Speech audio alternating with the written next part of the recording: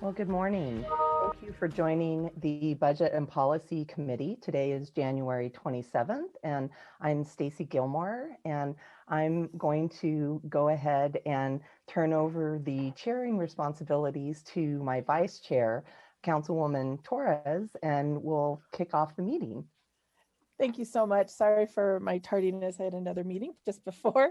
Thank you, Council President. I'm assuming we have not done intros yet. Okay, why don't we start with that? And we will start with our lowest number, Council District 1.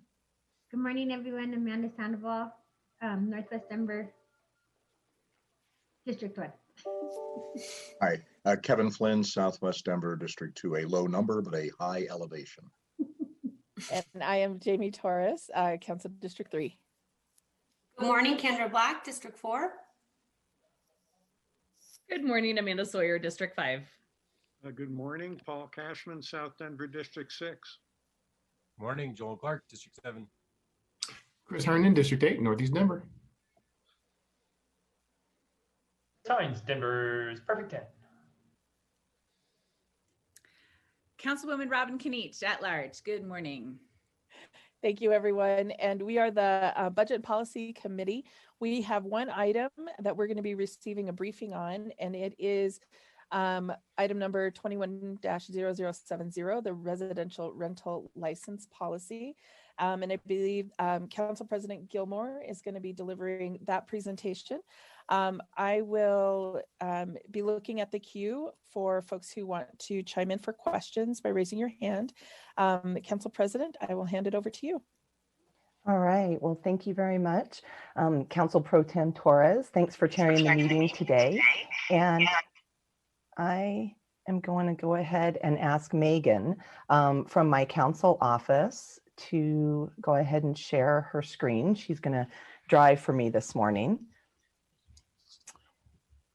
And so I am very, very pleased to be here with all of you this morning to talk about a proposal that my council office has been working on since early 2019. Back then, we were in an affordable housing crisis, and now in January of 2021, with the compounded effects of COVID-19, we are looking at historic numbers of people facing housing instability. The rental license program is called Healthy Residential Rentals for All, and it would create the largest single license pool with over 54,000 eligible rental licensees in our city. We'll go ahead and go to the next slide. I want to let you know that the idea behind the rental registry or license program is to gather basic contact information so that we know how many rentals we have in our city, that they meet the basic housing standards, that they are complying with our zoning codes, and ideally use the data collected to improve outreach and education about housing resources to both landlords and tenants. And at the end of the day, this is a tool to help keep folks housed in our city.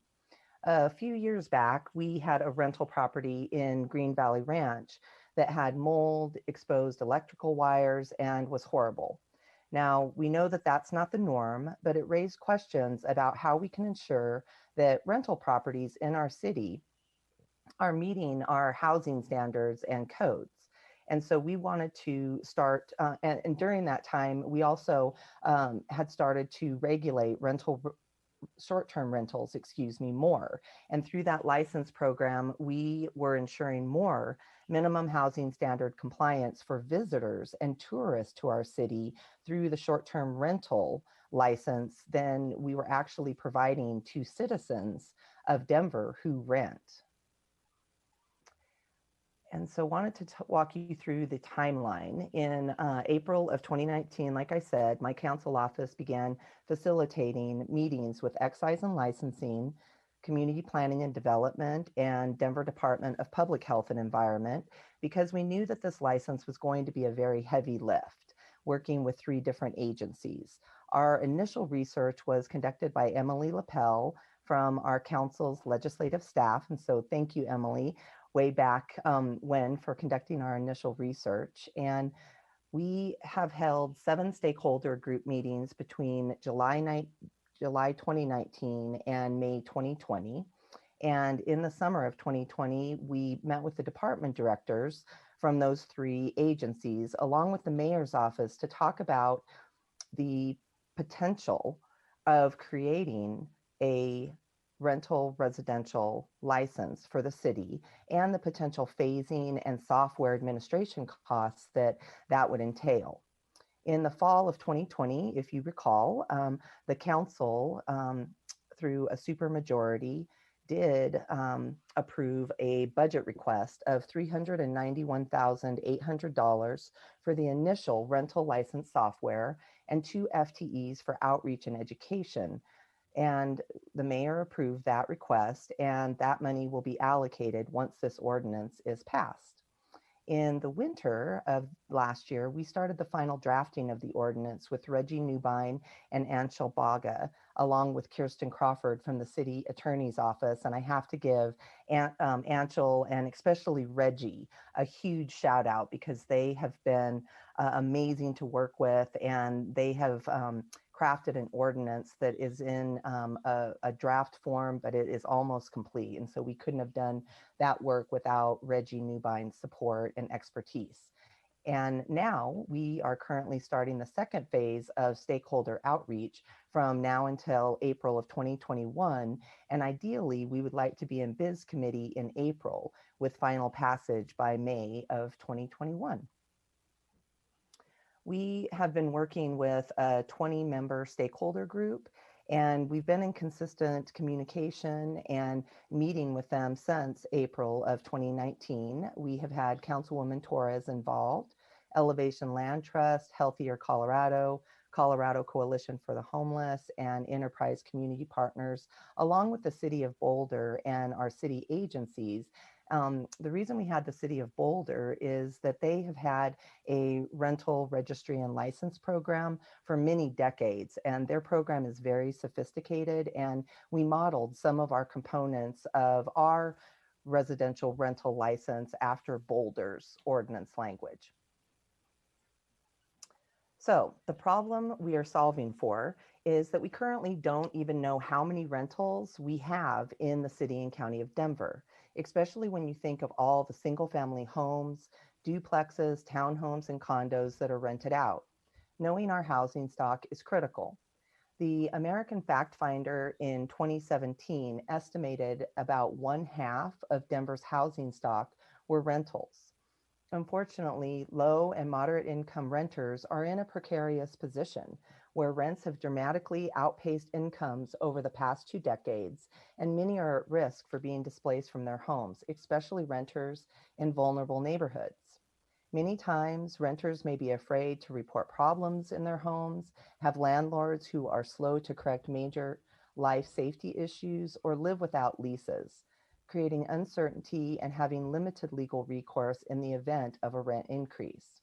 A rental license will, 1, ensure that the Chapter 27, Article 2 minimum housing standards are maintained for housing that was built years or decades ago.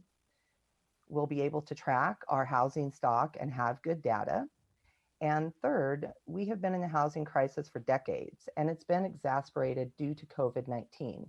We need this program to help mitigate displacement and have basic landlord property owner information to share resources and encourage more outreach between landlord and tenant, especially in these times of greater need. This program will not only benefit our residents who are renting, landlords and property owners, but the city as well. For the first time in our city's history, we will have good data about our rental stock. We'll have access to contact information to expand community outreach and education, for example, about zoning, and expand the dissemination of housing resources such as our temporary rent and utility program and other Denver Human Services programs to renters. This policy could also help support the group living amendment and ensure that those homes that are being rented out are also following public health, safety, and welfare guidelines set in Chapter 27, Article 2 of our minimum housing standards, and create pathways for better outreach to help those in these homes that might have zoning inspection issues. We will also help support the residential home program through the Department of Public Health and Environment. Currently, they ensure health and safety in homes, and this will provide them with contact information that will make it more efficient and timelier to resolve rental property issues because there will already be an inspection required. We'll create another tool for Host Toolbox to ensure renter protections and ensure more stability in our housing. The implementation of a rental license program is specifically named in the Housing and Inclusive Denver Plan from 2018. And last but certainly not least, it will help support the Climate Office's goals by attaining energy efficiency data that can be used to implement sustainability goals for rentals in the future. Our initial research that I mentioned showed about half of Denver's housing stock were rentals from that American Fact Finder survey back from 2017. And we knew that we were going to need to dig down further. And so we utilized the city's GIS data to compare the assessor's physical address to owner addresses. From there, the addresses that didn't match, we could assume they were rentals. With the assessor's office December 2019 data, we were able to determine that in 2019, we estimate that about 37% of Denver's housing stock was made up of rentals. For single family homes, we estimate that about 25,668 are rentals. For condos, it's close to 16,000 rentals. For row homes, which are attached housing, such as duplexes, threeplex, fourplex, we estimate there are about 6,000 rentals in the city and county of Denver. And for apartments, we knew right away we couldn't license per unit like Boulder does. We had so many numbers. You can see in the first column there how many apartment units there are. So we determined that we would license by parcels. We have 6,600 parcels in the city and county of Denver that have apartment multi-dwelling units on them. This could be an apartment complex with multiple buildings or one apartment building. Again, this took a while to work through because this will be the single largest license pool with potentially 54 licensees for excise and license to manage in partnership with the Denver Department of Public Health and Environment and our Community Planning and Development Office. By using parcels instead of apartment units, this helps to create a license and ensure that it's not overburdensome. We got this idea from GIS and intentionally kept parcels as a way to create more equity for apartment complexes in neighborhoods versus high rises downtown. We didn't want an unintended consequence of this policy to be that more licenses and fees were required for an apartment complex that may have multiple building addresses, but the complex, but is under one complex versus a singular building with the same amount of units. The rental license proposal uses a January through December timeline to coincide with excise and licensing renewals, which occur on an annual basis. And the phasing is going to be a three-part phasing. The first phase will start January 1st of 2022, and that's going to be early licensing for all rental dwelling units on a parcel. Phase 2 will be the requirement for licensing of 2 or more rental dwelling units on a parcel, and that phasing will start January 1st of 2023. And the phase 3 phasing will start January 1st of 2024. And that will be a requirement for all rentals within the city to secure a license. And so that last phase will bring in single family homes, condo units, and row homes. And you might ask why we're phasing in the multi-dwelling first. And this was really feedback that we received from our stakeholder working group. Apartments and apartment complexes are businesses that have the capacity to comply with this initiative, many times with management teams or site managers on site and in state.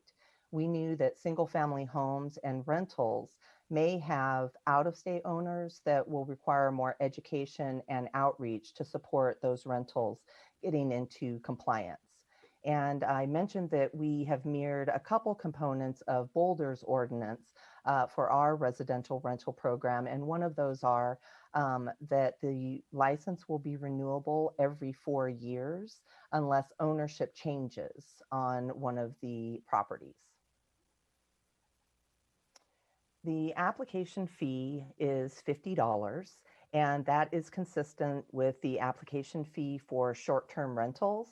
And during phase 1, if you opt in early, it's half off at $25 for all types of rentals. In phase 2, it's going to be required that it's 2 or more rental units on a parcel. And so if folks come in at phase 2 and they're 2 or more units, it will be the regular application fee cost of $50. If it's a single family dwelling unit, they will still have the half off at $25 for the application fee. And then in phase 3, it will be consistent at $50 across the board because that's a requirement for everyone at that point of January 1st of 2024.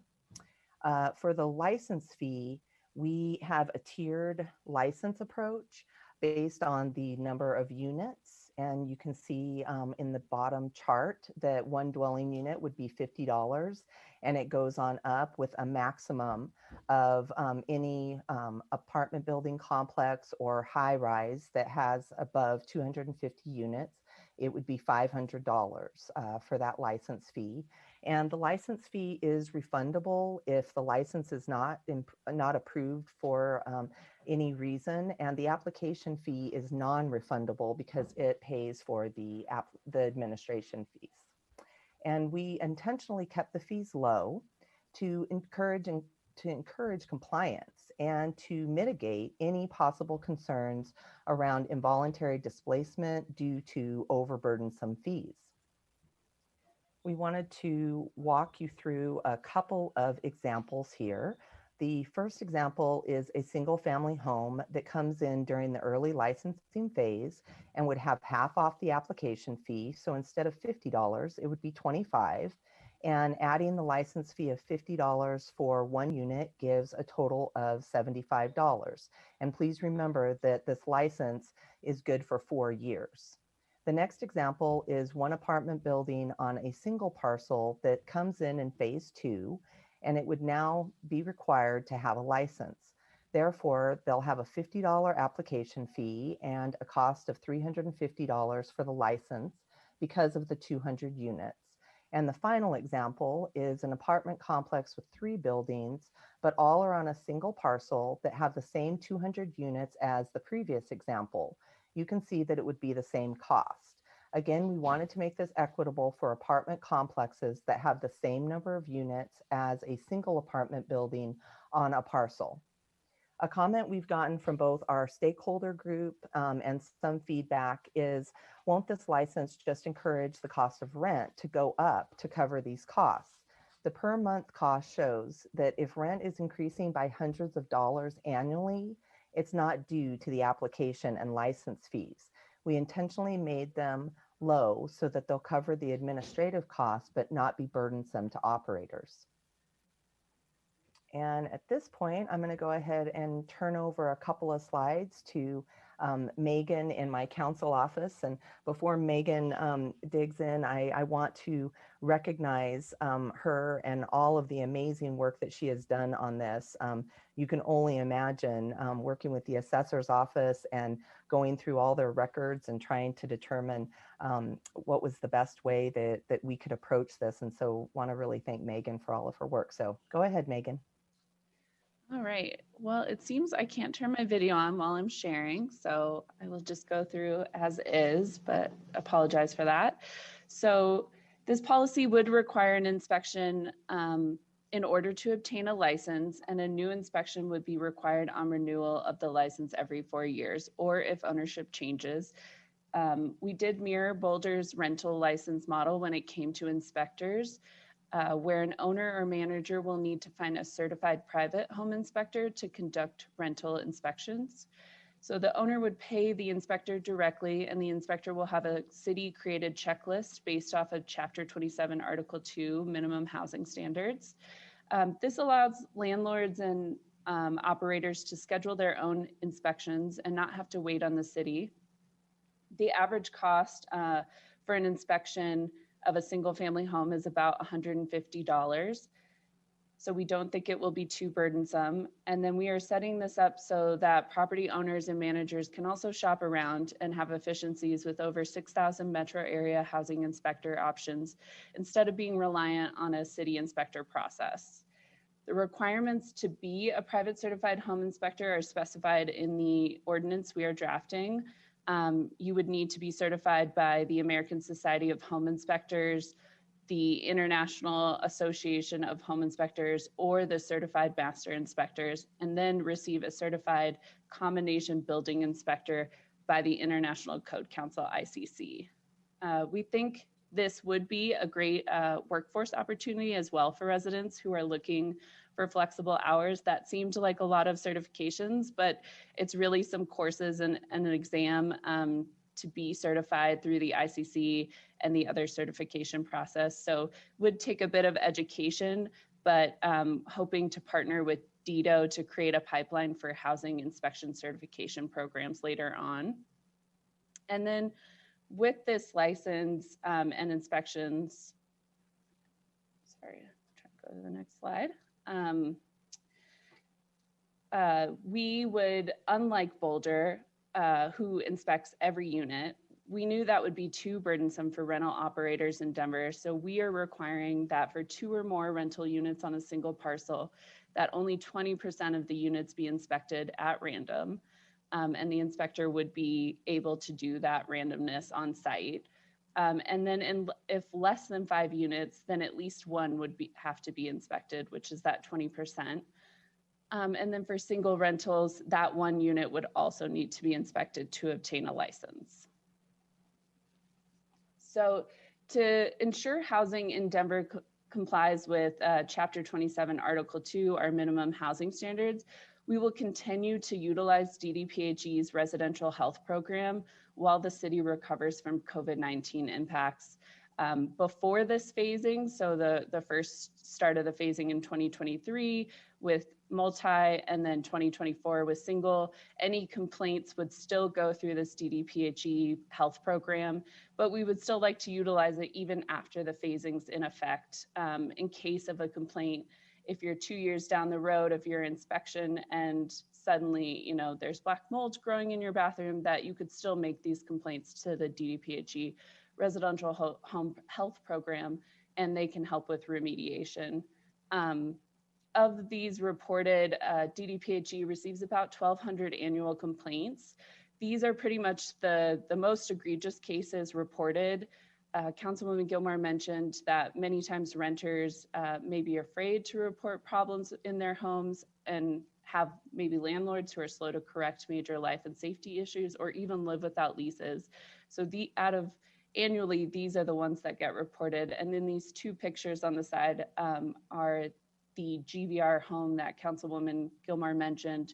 When we were kind of researching this whole policy, this situation popped up. The first picture shows black mold and a cockroach under the sink and live wires on the floor.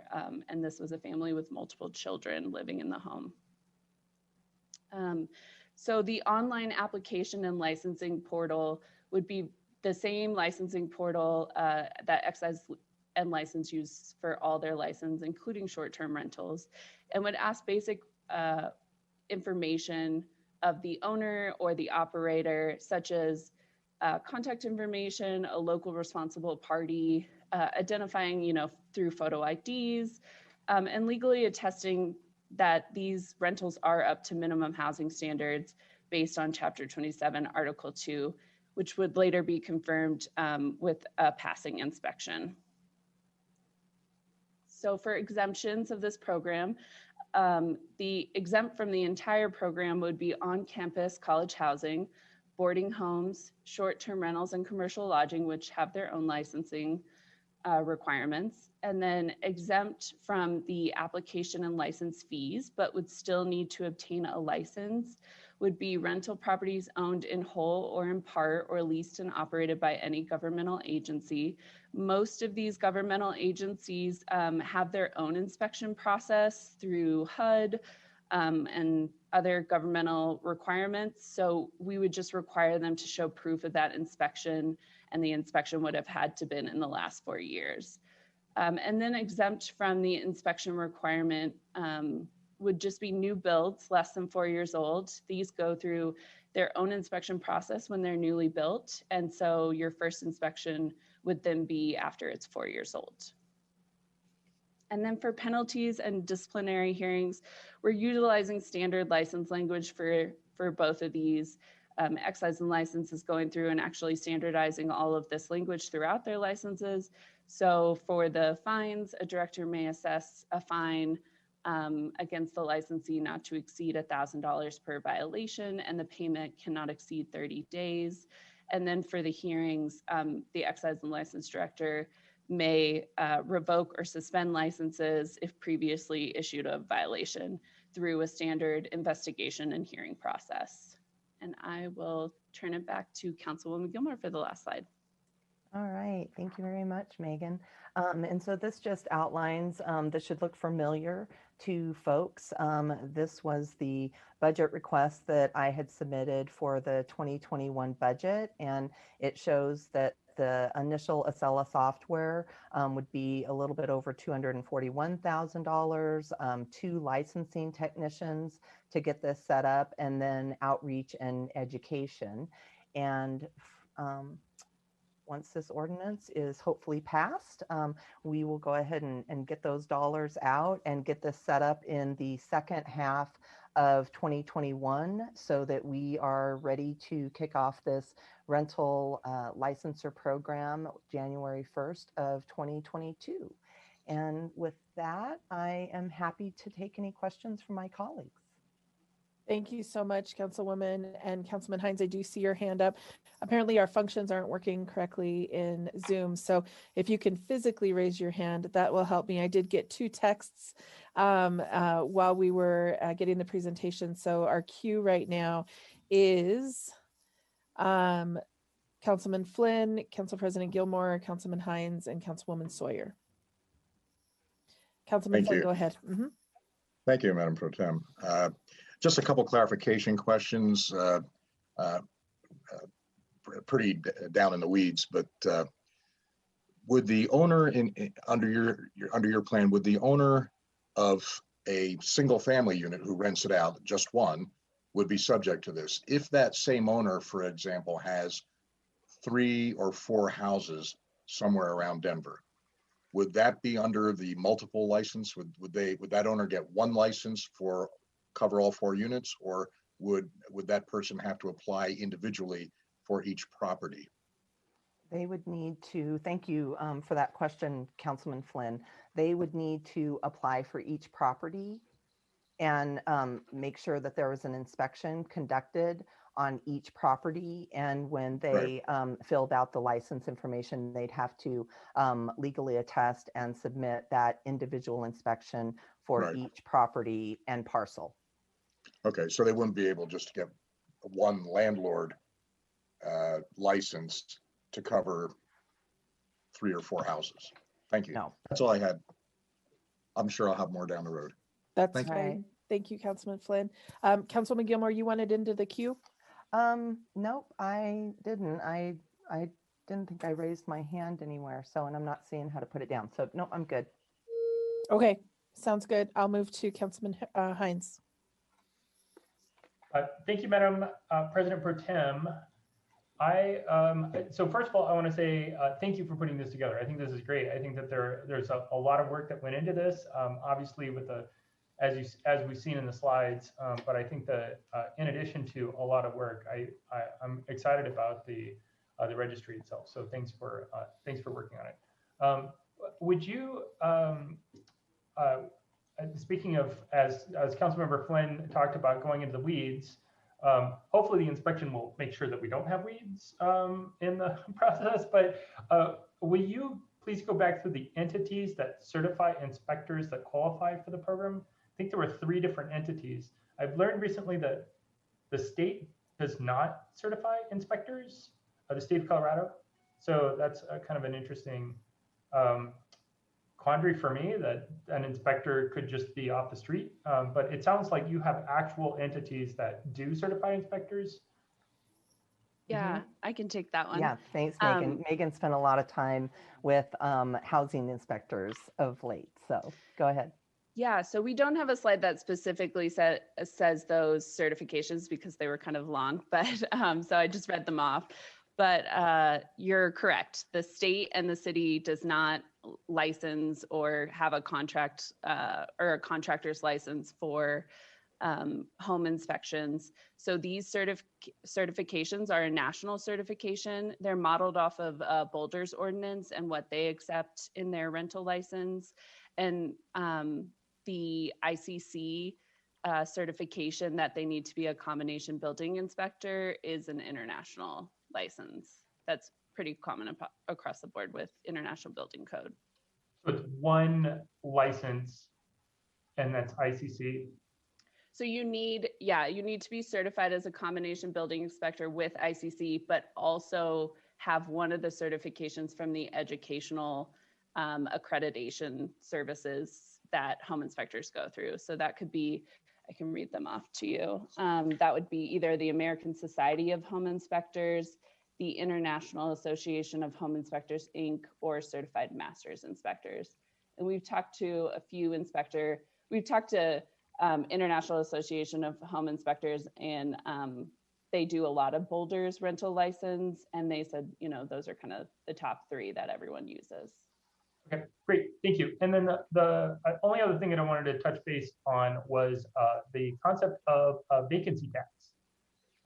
The gist, as I understand it, is a vacancy tax is to encourage that our housing stock be occupied. And since we are, as you mentioned, and I totally agree, we're in a housing crisis, we want to make sure that we do all the things to make sure that we have housing for everyone.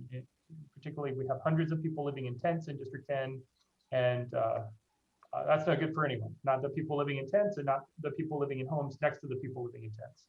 So this isn't meant necessarily. I know vacancy tax is kind of controversial, so I'm not trying to shoot a shot across the bow of our property owners. Really, my thought is we don't know what we don't know, and so my question isn't to say, let's do a vacancy tax. My question is more, will this rental registry help us collect more data to understand the potential benefits and pitfalls of a vacancy tax? It should. I think any time that we're able to collect more baseline data and get an idea of what is the housing stock we truly have, how many rentals do we have in our city, I think that it opens itself up to a lot of different policy ideas, especially when we're trying to combat folks experiencing housing instability in our city and to get folks housed. So I think any initial information will help feed into different policy ideas that folks have.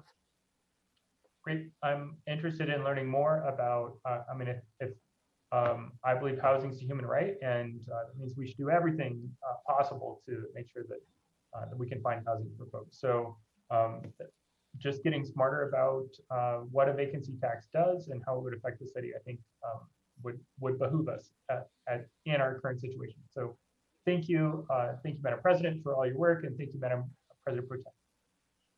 Thank you so much. And we will go to Councilman Sawyer. After her is Councilman Black, Ortega, Sidabaca, and Canich. Councilman Sawyer. Thanks, Madam Pro Tem. Thank you, Madam President. This is a fantastic presentation. Really excited to see this coming. I think we have all seen the some of the properties in our districts that have been reported to us that have extraordinary quality of life and safety issues associated with them. So it's really, really exciting to see something like this put in place. So thank you for doing all of the legwork. You and Megan have moved mountains to get this done. This is incredible. Thank you for doing this, and really exciting to see this come through. Had a couple of questions. Councilwoman Sita Baca and I had looked into a couple of different things around eviction protection and support, and was curious whether this sort of can dovetail with that in any way. And as this gets established, so, not sort of immediately, but maybe down the road, if there is a way to connect the two or dovetail the two so that, potentially instead of, adding funding streams or whatever, if there's a way to potentially assign some of the income from the registration license fee to the wraparound service and support that we had talked about. Have you talked with, I guess the question is, have you talked with Excise and License, with DDPHE, with the other agencies about where the income will go? Will it go into the general fund? Will it be dedicated? Will there be dedicated sources for it? What does that look like? Sure. Thank you so much for that question. And double checking with how other license fees work within the city. Yeah. The standard way that they work is that when they're submitted, all of it goes to the general fund. Got it. And so it would go into the general fund, and then from there it would be reallocated out for any use across the city. And so definitely once we're able to get this across the finish line, or even before, happy to sit down and talk and brainstorm about this a little bit more. But yeah, we clarified with Excise and Licensing that all of the fees collected do go directly to the general fund. Great, that's really good to know. Thank you so much for that information.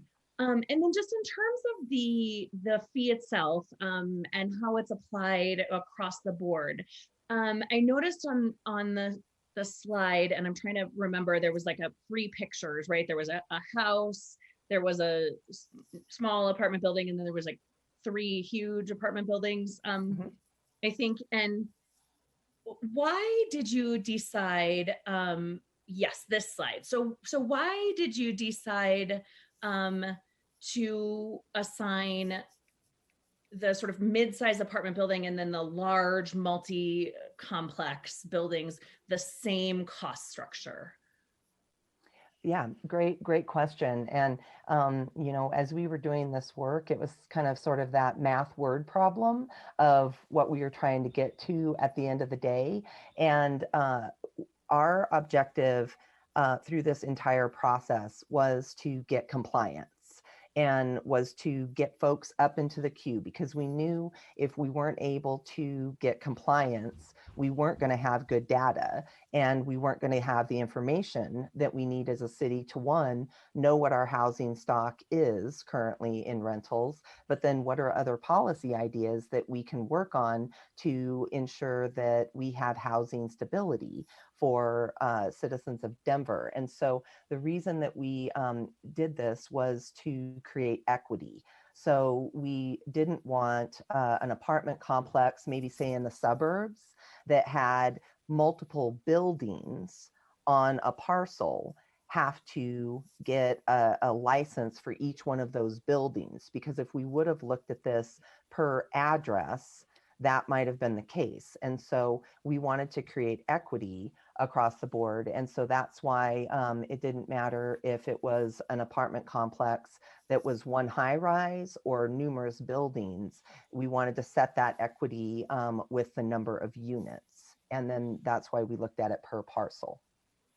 Fantastic. That is really good information. Thank you so much. And congratulations again. This is really, really great. Thanks so much for all of your hard work. Thanks, Madam President. You bet. Thank you. Councilwoman Black. Thank you, Councilwoman Torres, and thank you, Megan and Councilwoman Gilmore, for all of your work. I know how much time and effort you have put into this, and I know you've been talking about it for a long time, and I know all of the work it took to get where we are today. So congratulations on that. And I have a few questions and comments, and I've already said some of these things to you privately, but I also wanted to share those. I do have just two concerns overall. When we talk about, adding fees and regulations to any housing, those costs always get passed down to the tenant. So I appreciate all of the many conversations we're having, Councilwoman Sawyer's suggestion and this.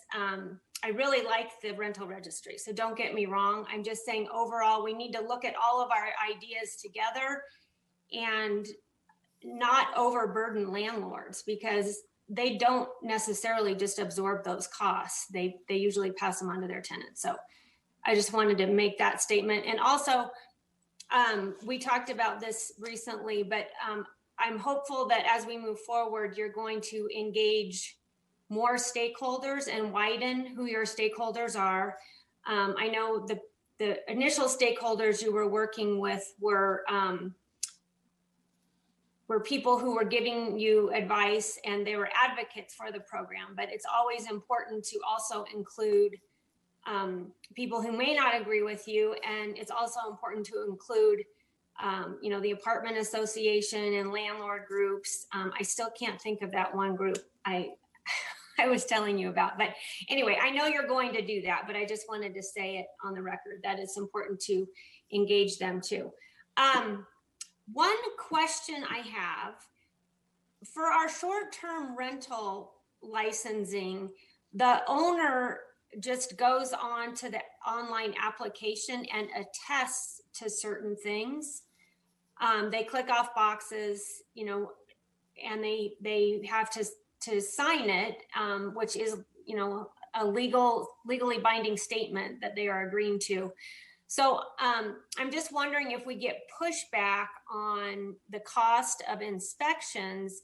Did you all talk about either having some kind of way that they could attest to having the rentals up to standards, or maybe there's an interim way that you would need an inspection less often if you attested in the intervening years or something like that? I'm just wondering if you talked about it. I don't know if it's a good idea or not. Just curious if you did talk about that. Yeah, we definitely did talk about that. And when we looked at it, what really got me interested in this is that when we were being briefed on short-term rentals and the license and the improvements that we've made to the program, we were putting a lot of protections in place for visitors and tourists to our city. And short-term rentals are a short stay. And so I would just have a little bit of pause if we were allowing landowners to self-attest that they have met certain minimum housing standards. And we haven't developed the final checklist yet. Once this ordinance passes, that will be created during the rulemaking process. And so I think we have a little bit of flexibility on what is on that checklist. But I'm always coming at it from the standpoint of how do we protect and ensure that we can say with certainty that our housing stock is safe and meeting the minimum housing standards in Chapter 27, Article 2. And so it would just give me a little bit of pause. What would be those things? The one thing is that once a property owner gets the inspection, it is good for 4 years. And so it's not an annual inspection that would be required. And so the other thing is that it doesn't necessarily have the teeth that we would need it to have if for some reason something was inspected, and then let's say when they apply, it's inspected, it passes, and then over the next 2 or 3 years, the landowner or the landlord starts to let things just run down. They're not doing maintenance, the water heater breaks, whatever. And then we aren't, having that I guess, teeth to go back and say, the inspection said that you passed it, you legally attested to this, now you're not doing this, and now we're going to, fine you, we're going to have an administrative hearing process, and ultimately, we would be able to revoke that license. And so, I think your points are well taken, for sure, and happy to, talk through some of those things as we expand our outreach into the industry market more so. And then just wanted to put the pitch out there for my colleagues. We are more than happy to sit down with all of you individually. I've started doing that with some council members already to walk you through the proposal individually as well. So just wanted to make that offer as well. So thank you for that. I think that makes really good sense. I think the 4-year thing is a pretty good compromise and pretty reasonable. I also like your solution for multifamily, that it just applies to 20%. I think that is also a reasonable compromise. And my other questions were around notification. And I know we've talked about this a little bit, and I like the idea, you go to a hotel room and on the back of the door of the hotel room, it tells you your rights as a hotel guest. And I think we should do something like that. I mean, people need to know that they shouldn't, have to live in a unit that doesn't have heat or doesn't have water. Like, they should know their rights and they should know who to call. And I feel like it should be it should be located in a visible and standard location. And then my other question was around enforcement, and you have shared with me that you thought DDPHE felt like they had enough staff to respond to complaints. Is that still their feeling, that if the number of complaints doubled, that they would still be able to handle them? Sure. Well, in talking with DDPHE, the last we spoke to them, they do feel like they are adequately staffed to handle this. And last we checked, I believe they had a little bit of like 7.5 FTEs. And really, the residential home program that currently exists in DDPHE are really the 1,200 complaints that they handle on an annual basis. Those are the worst of the worst. I mean, those are the ones that the dwelling unit is maybe not livable for folks. And so you can only imagine how many small issues go by the wayside because we don't have the staff to do those individual inspections. But that's really where the housing inspector workforce will come in and help us backfill through the inspections, so that we're ensuring that we're catching minor violations or minor, not violations, but maybe minor zoning or housing issues early on through that inspection, and the property owner can get it addressed, and then it doesn't become a problem on down the road. And so I really think those third-party inspections are going to really create a safety net of ensuring that our housing stock are meeting those standards, and that we might, at the end of the day, see a decrease in the number of egregious complaints because we're being proactive from the get-go and mitigating some of those issues earlier on than waiting until they get so bad that we've got to, find other housing for tenants. We have to have remediation of the entire unit, et cetera, et cetera. So really trying to look at this from a proactive vantage point. Yeah. Well, again, thank you. I really appreciate how thorough this is, and you all considered really a lot of different scenarios and came up with some really great practical solutions. So thank you again. Thank you. Great. Thank you so much, Councilwoman. Councilwoman Ortega. Thank you, Madam President Pro Tem. And President Gilmore and Megan. I also want to thank you for your thorough work on this. I think this is important for our city. I do have a couple of questions. Looking through the slide deck, it wasn't clear. I saw what the cost would be, but it wasn't clear what the revenue is that we would generate. Can you address that? One of you? Sure. Happy to. Thank you, Councilman Ortega, for asking that question. We're right now working more so behind the scenes to get good numbers on that revenue generation. We could throw out an estimate based on 100% compliance with the program, but that number would be artificially inflated. And so as we continue to do this work, we do have some revenue generation estimates, but we just want to go back and double check those, especially with the amount of units in phase 2 and phase 3 that, well, excuse me, in phase 1 that we're predicting we're going to have come in during that early licensing phase 1. If we don't have anybody come in during that first year, that's going to affect our revenue projections. We're really looking at phase 2, where we're going to get the 2 or more dwelling units on a parcel in. And so it might be a slow uptick, but we're happy to share that information and some of that work behind the scenes if we can get a briefing scheduled with you. But we have designed this in a way that if we get the minimum amount of compliance, we will still be able to fund this program. So let me move on to another question. And so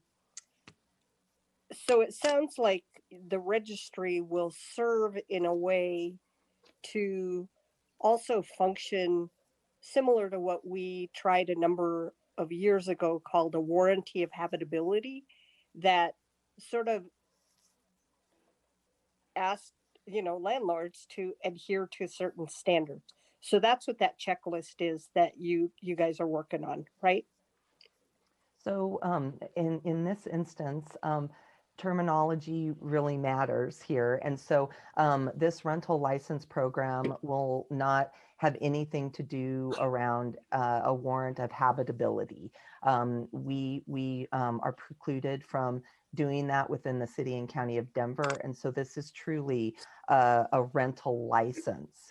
And we have in our Denver Revised Municipal Code, our Chapter 27, minimum housing standards in Article 2. And so that's where we're tying this ordinance language back to our Denver Revised Municipal Code, and it's the housing standards. And so we're not using that other H word. Okay, got it. Yes. But that's our hook, the inspection, to give us the ability to get in and see whether they're adhering to Chapter 27, Article 2 of the DRM. Okay, so you mentioned that a license could be revoked if people are not adhering to the standards or whatever. What does it mean to revoke a license? Are there going to be ongoing fees charged to, a property owner for non-compliance? Have you thought through what that looks like? Yes, we definitely have. And I'll go ahead and let Megan, because this has been one of her projects that she's been working on, were the exemptions and the hearing process if there are violations. So go ahead, Megan. Yeah, so I just wanted to mention, kind of working with Reggie, our attorney, we definitely wanted to achieve a balance between making sure that these rentals were safe and healthy according to Chapter 27, Article 2, but also didn't want to displace people, through this fines and violations. So there's definitely a balance in the ordinance that specifies, for Boulder, their model, you can't even rent, the home is unoccupied. and you can't even rent it until the inspection.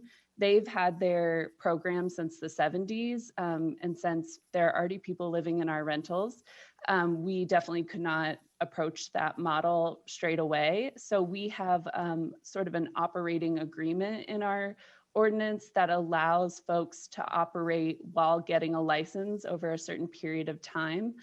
And, you know, has to submit a passing inspection. So if they even fail the first time, they don't have to submit that. They just need to go back, remedy the issue, and submit a passing one within that time frame in the ordinance.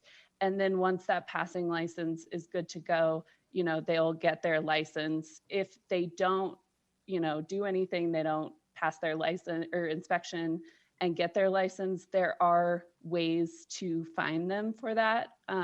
And it's sort of like the excise and license process for short-term rentals. You know, they're not trying to go straight to court. They're trying to fine, they're trying to work with them, and sort of it goes through that process. And then there's a hearing process that they could revoke the license, and then that unit would not be able to be rented at a certain point. But that's kind of the worst case scenario. So if we had multifamily property owners, you know, high-rise apartment buildings that don't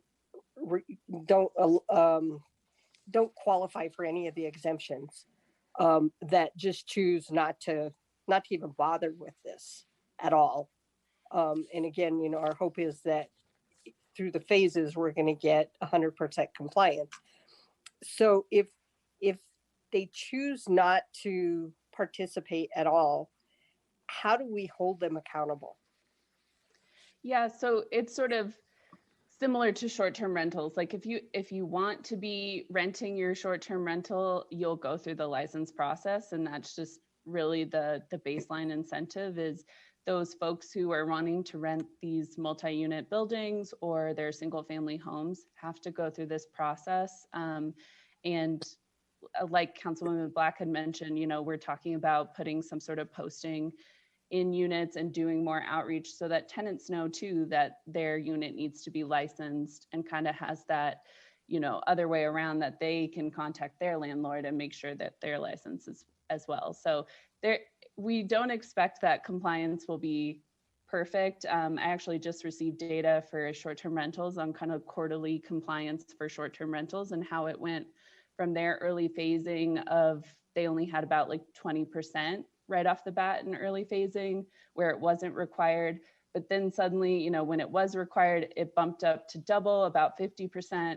And now they have about 80% compliance across their short-term rentals as of a few months ago. So we're going to use that data to kind of work that financial model that you were also talking about at the beginning. But yeah, don't expect 100% compliance, but we definitely have some workarounds through the way they did short-term rentals to kind of get the outreach out.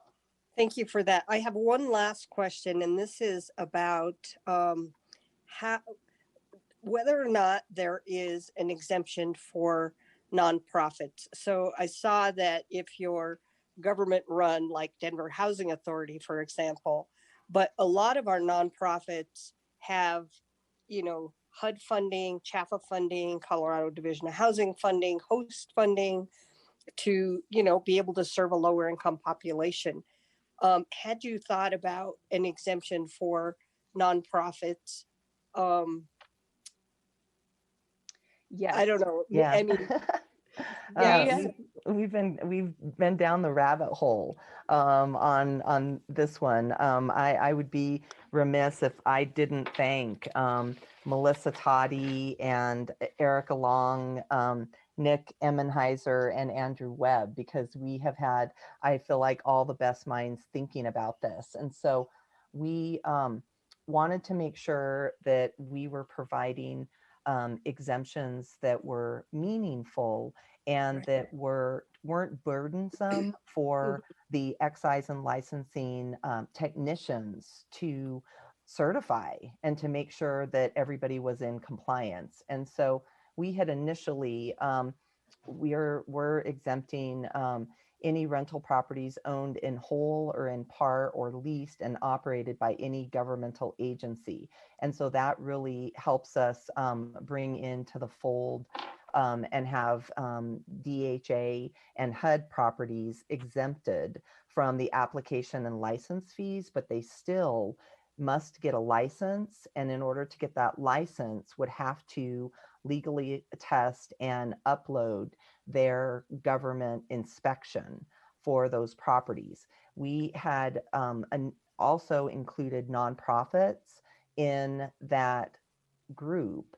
But then when we started looking at really how affordable housing works, you might have a nonprofit, for-profit partnership that the for-profit is, doing the development agreement, getting the units built, but then there's a nonprofit fundraising arm as well. And so when we looked at it, and when we looked at the administrative the administrative burden, around certifying and attesting all of the documents needed to get the exemption, versus at the end of the day, if it was a housing unit that was 250 units or more, their license fee for 4 years would be $500, and the application fee would be $50. So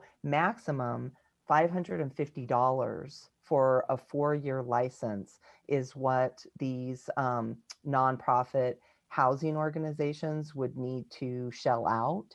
And so we had to make a policy decision at that point, but open to talking more about that and what it might look like. Yeah, I would like, so when you and I have a one-on-one, which I absolutely want to do, I want to throw out some suggestions, because I think we have a lot of nonprofits that own multiple properties around the city.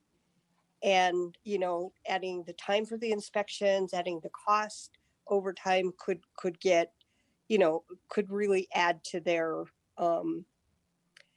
so I guess I want to encourage you to look at those that require inspections, because a lot of them already require HUD inspections. Maybe somehow you include those in the exemption, understanding that they'd still have to get the license and still have to provide the information about when they have had their last inspection.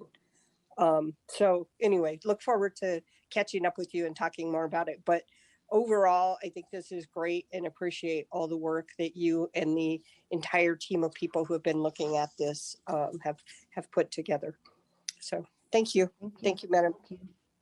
Thank you, Councilwoman Ortega. We've got Councilwoman Cedebaca next. Behind her, Councilwoman Kinich Sandoval, and then Councilman Hines with some additional questions. Go ahead, Councilwoman. Thank you, Madam Chair. I want to first go back to something that was said earlier. Councilwoman Gilmore, you say terminology matters. And so I'm wondering if you could explain a little bit more what equity means in this context, because in diversity, equity, and inclusion work, we don't often use equity to talk about how we advantage or level the playing field for corporations. And essentially what we're doing here by giving a break to multifamily complexes that are probably owned by corporations is we're advantaging corporate entities versus the mom and pop type of landlords that have 1 or 2 properties. And so can you explain to me a little bit of the thinking around equity for who in this context, and how we're charging them? Sure, I would be happy to.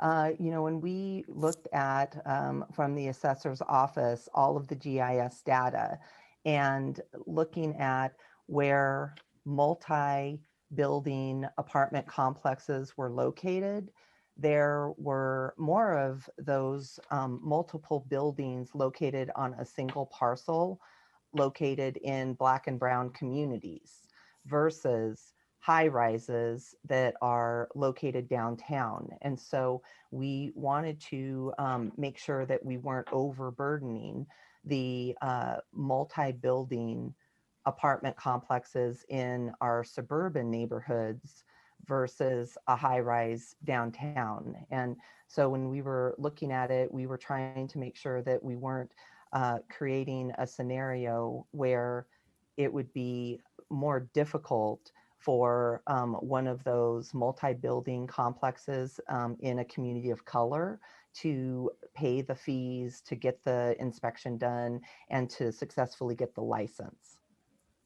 So I appreciate that analysis because I do think that, you know, it's important to protect our vulnerable communities, but I wouldn't necessarily say that the corporate owners that make money off of Black and brown people in our communities are the ones we're trying to protect here. And so I'm wondering and hoping during our one-on-one to potentially move this concern for equity to a fee scale that is aligned with the AMI served.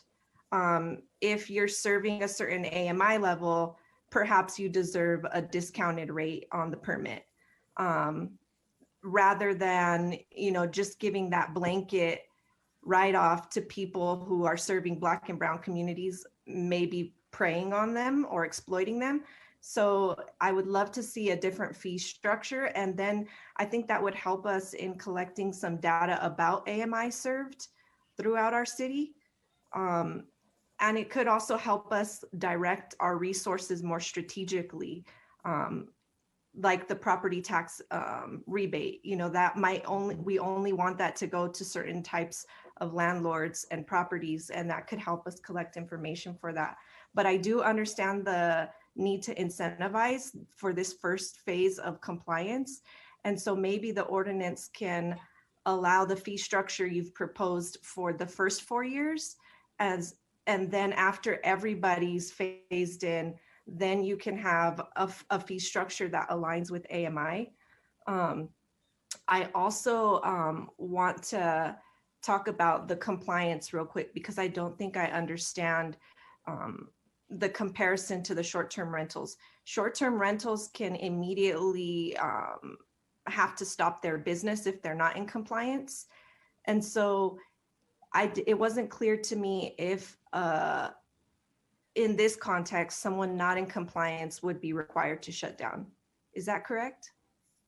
So it would go through a violation and fine process. And that's why I mentioned short-term rentals, because it's very similar with the process that short-term rentals goes through when they get fined for a violation. But I will say for a short-term rental, you know, you're saying that your home is not for rent for a short stay for a visitor. With this, we didn't want to kick folks out in order to be able to, you know, if we could work with them for a few months and get remedies to a housing issue and keep the folks in the rental there while we do it, that's really the balance we're trying to find right now. But we would have a way at the end of the day, in worst case scenarios, to revoke a license and they would not be able to rent that unit. Got it. And then with regard to the inspections and how it sounds like there's not an easy way of knowing that inspectors have been appropriately certified, I'm wondering if the ordinance can require that the identification of every inspector is logged on their inspection. I think with our licensing structures at the state level for appraisers, they all have a license number attached that we can look up and find them if there's something faulty going on. And without that, I think there should be an alternative way to be able to track down an inspector and to see if, you know, there are some landlords that are using the same inspector and we're having habitability issues. That could be a way for us to go after it. And I think that some of the funds that we claim should be able to go into a pot to pay for an inspector for people who might be serving super low AMI and can't afford the inspection, that could line up with that as well. And so those are just some of my high level thoughts, but can't wait for the one-on-one and to connect you to some other folks who would love to be a part of this. And thank you for all the hard work. Great, thank you so much, Councilwoman. And wanted to also, the inspectors, we were trying to figure out how we could avoid a property or someone associated with a property actually going through and getting their own certification. So they could sort of become their own building inspector. And that was where it was really helpful. And you know, when we actually bring this to committee, we're excited to bring some of these different national programs that are professional associations of housing inspectors and the tests that they undergo. And but I appreciate the suggestions, and I would be really interested in the AMI data collection a little bit more, and where this can feed into getting better information for policy decisions. So thank you. Great, thank you, everyone. Councilwoman Kniech, you're up next. Thank you, Madam Chair, and Madam President, and Megan, and all the folks you worked with. This is really great. It has been a really powerful model that you've come up with, and I think the dialogue has been great. Just one thing on the AMI levels, you know, we looked at this when we did the linkage fee and whether we should charge the fee based on AMI levels, and it really it's pretty much impossible to verify that without knowing every rent that's being paid for non-deed restricted units, right? And so I think the bright line that we used in the linkage fee is deed restricted, not deed restricted. And then everything, you know, those are the only two buckets, because people can also change their rents over time, obviously. And so just before you spend a lot of time on that, that was an idea that we tried hard to figure out. And I think that just because the difficulty of verifying what people are really charging for rent, and then the fact that they could change it tomorrow, the day after they pay, maybe they pay a fee for paying, they pay a lower fee because they're serving moderate income households today, and then they switch to a luxury building next year, and then you don't know that they've done that. So I think that so I think that's challenging. And with Councilwoman Ortega, I think it's less about who owns it. I will just say, even the government, when I was listening to you read in whole or in part, many affordable housing developers have a 1% ownership structure with DHA for tax credit or for property tax exemption. So you're going to end up treating one nonprofit that has that partnership with DHA differently from another nonprofit, simply because of them not having a partnership with DHA because of that in part language. So I honestly think the best way to do the exemption is similar, based on if it's a deed restricted affordable building, whatever you end up coming up with. But I think we'll get more feedback from folks, during the process. So I feel very comfortable with just, being open to that feedback. And, but I think that it won't work as neat with the in part language as it may sound like, because of those limited partnerships that get formed on that side. So many good questions have been asked. So I'm just gonna kind of follow up on a few that colleagues asked. Councilman Sawyer was asking about the eviction fee, and I will say that in Boulder, they made the determination that charging the fee on these types of licenses and then using it for eviction defense was a tax, not a fee. And they, adjusted the ballot language to be a Tabor measure for that reason. So it's really important to know about that analysis that happened. And it means that in order to do a fee or a tax like this, it may, they made the conclusion there that it had to be a Tabor voter approved measure. So I just think that it's really important to be paying attention to that, and it may limit the ability to do that kind of thing absent a ballot measure. And so thinking about how we get this in place and then have later conversations about replicating other models, and obviously being different in Colorado because of some of our laws, but just wanted to share that if folks weren't aware. In terms of Councilwoman Black, the notice posting, and I also am very supportive of that idea, something that has some basic websites and phone numbers and basic rights, We require that for the minimum wage, right? We require all employers to post what the wage is and how to make complaints. And I think that it's a very common sense. I had thought Boulder had that in its ordinance, but when I went back and checked yesterday, I couldn't find it. So I must be mixing them up with another city. So I'll look, we actually had a conversation about this on council. Councilman Lopez actually had an ordinance regarding creating some of these things that we worked on with New Era, Colorado, and some other community organizations. And so there are some prior drafts of what that could look like that are getting ancient now. But anyway, so the second piece that I would love us to explore during the input process is Boulder does have a requirement for a written lease. And it is for tenancies of more than 30 days. And the way that this has happened in eviction court is, it can be, or even for true-up programs, is where there's a verbal lease only. It's very difficult for a tenant to then go out and get rental assistance because they say, hey, I'm paying $1,500 a month for rent. And the program says, can you prove that? And they say, no, it's just this verbal agreement with my landlord. It's legal to have those verbal agreements in the state of Colorado, but it's very difficult then for that tenant to get rental assistance or other things. It's also very difficult for a court to deal with the eviction and say, hey, you're short rent. Well, how can you prove what was owed? And, there's no written records. So I think that it's a good practice. And, Boulders gets into a fair bit of detail about, notice of your requirements to shovel the sidewalk and notice, there's a lot of things from the college town aspect, where they, reminders on occupancy limits and things like that. I don't know that we need to get quite as detailed as they do, but I do think that there's something there. So one is the posting, and then two is the written lease. And then I think that there can be a conversation. I wanted to look back at some of the other cities we looked at the Housing and Homelessness Work Group to see what other kind of very basic protections might be able to kind of go in line with these other things. But I think that it's a great opportunity to just make sure that good written documentation and information is flowing between the parties. So I'm appreciative that you're open to that from Councilwoman Black's question. Just wanted to add one more potential idea to be asking about in the input phase. So I think that was it. I didn't really have any questions, but just really following up on the great conversation. I'm excited to help you support the outreach phase and anything we can do to take it forward. Thank you.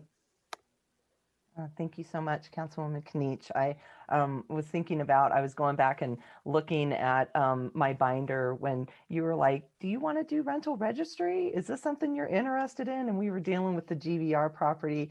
And I'm like, be careful what you say yes to, when we were like, it was hot potato with the agencies. They're like, no, we don't want this. We don't want this. And so it's an awesome day to be here and able to share this with all of you, and love those suggestions, and looking forward to vetting those through our expanded stakeholder outreach.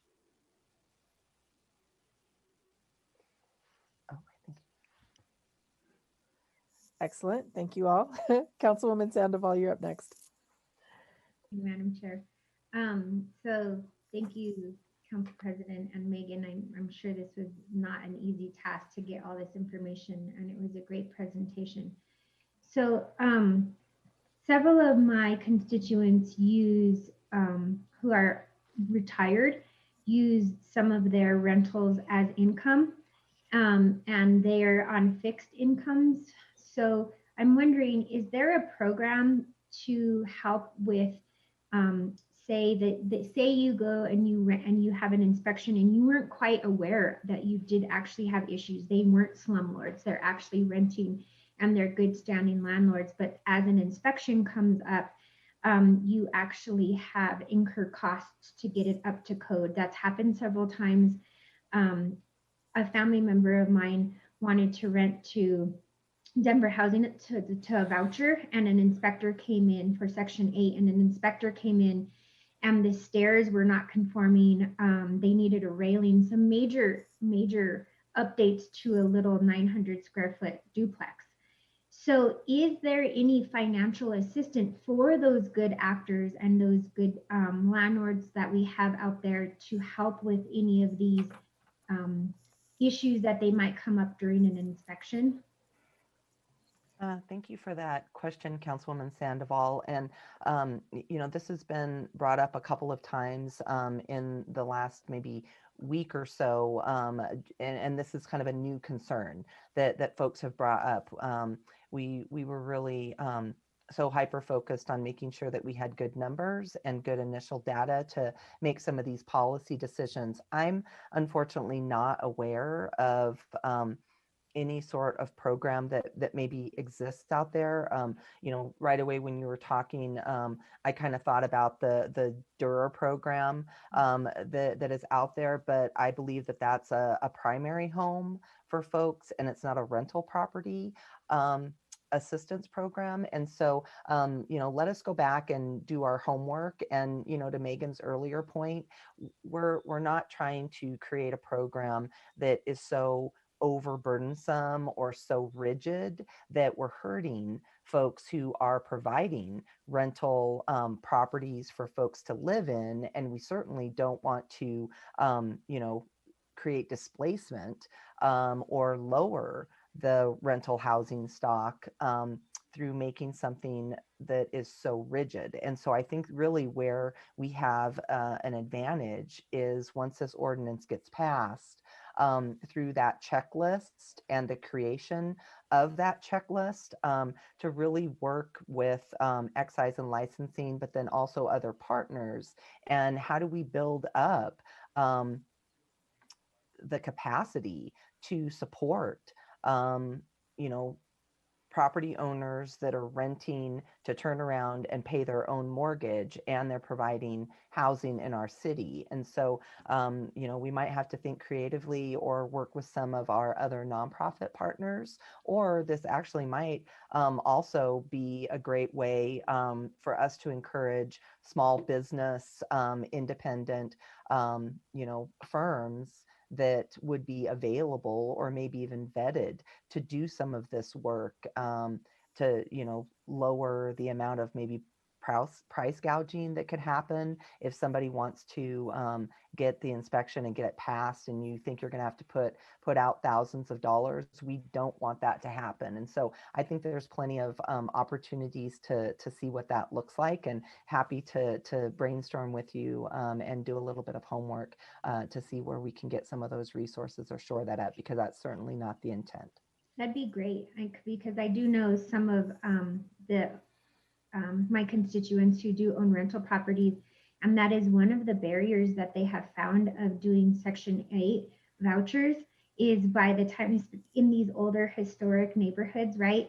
You have stairs that are non-conforming, and you have electrical that's not quite up to date, and you might not have 220. And so some of when you go to do the inspection with DHA and they send out an inspector, you get this list, and it has stopped some of the people who I personally know not able to do Section 8 vouchers, which is unfortunate. And so I've thought about this for a couple of years. How can we support a program like that to get these more online?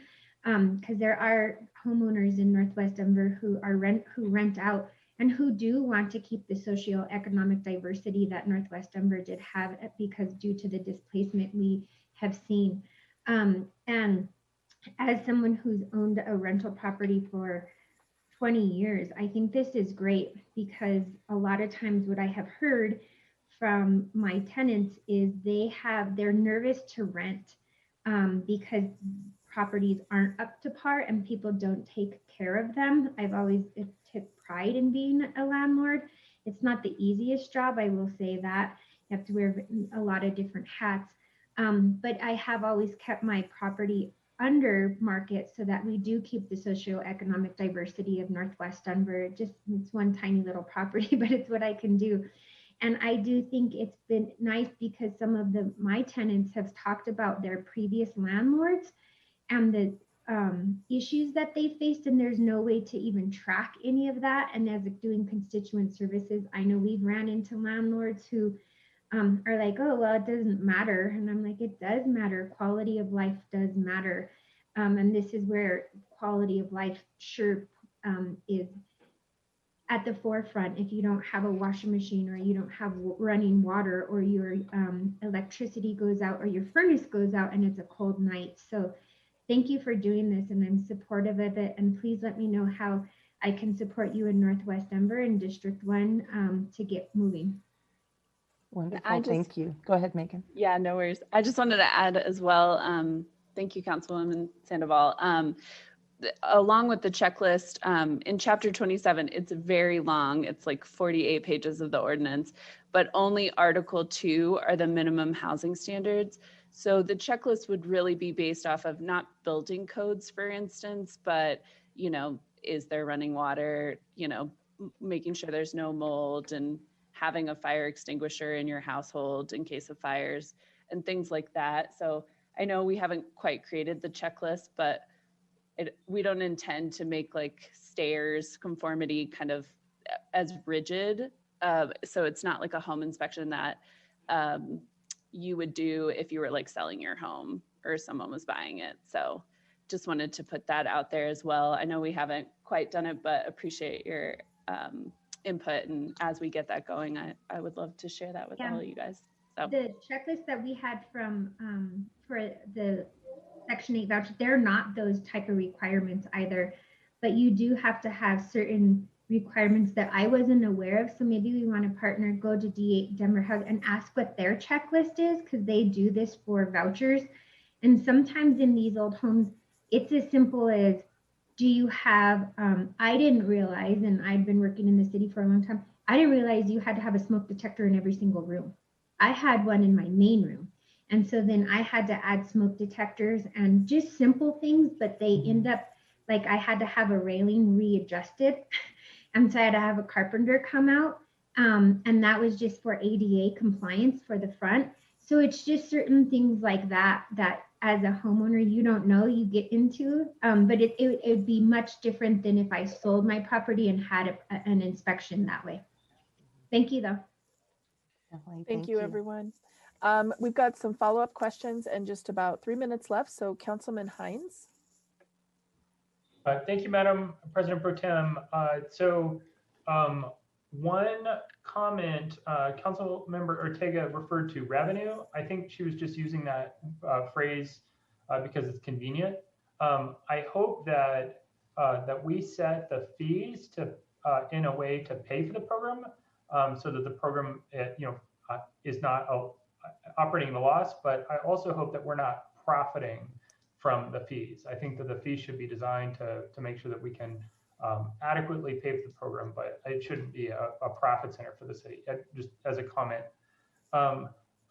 Regarding nonprofits and inspection, instead of exempting nonprofits from inspection, perhaps we could include the HUD required inspections or whatever, certification process they have.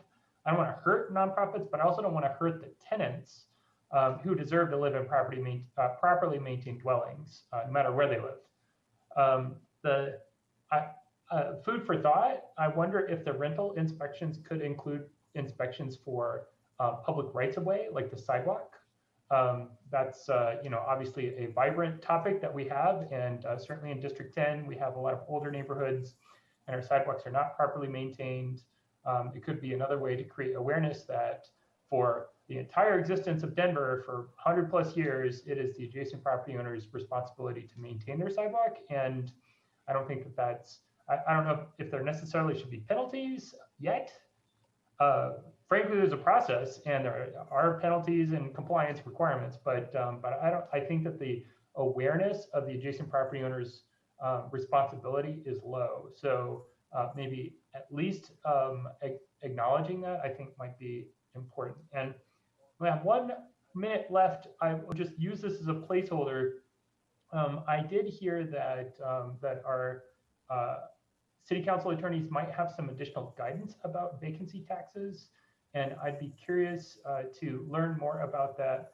I just want to make sure that that we know what we can do and we can't do based on state and federal regulation and law. So I'm just leaving that as a placeholder because I'm sure there are a lot of people watching, and this is also recorded for posterity. So It sounds like there might be additional information that I don't know, and I'm going to get smarter about that.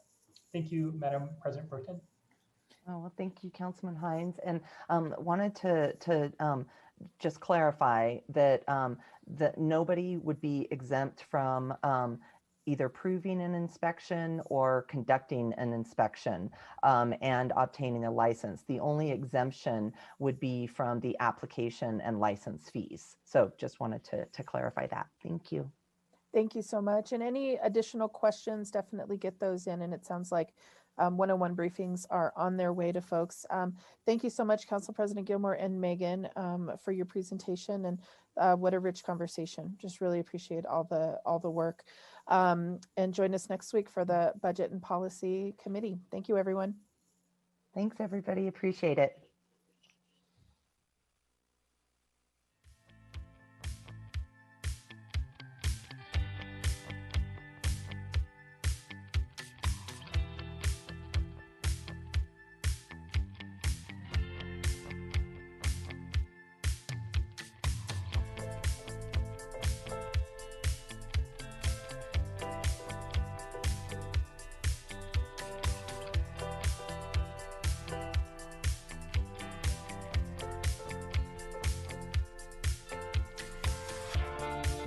So we're going to start to get the peaches and nectarines in the oven. And these are organic, so obviously I don't want to peel them. I want to get every bit of nutrition I have, and John's going to help me. So John, look at this.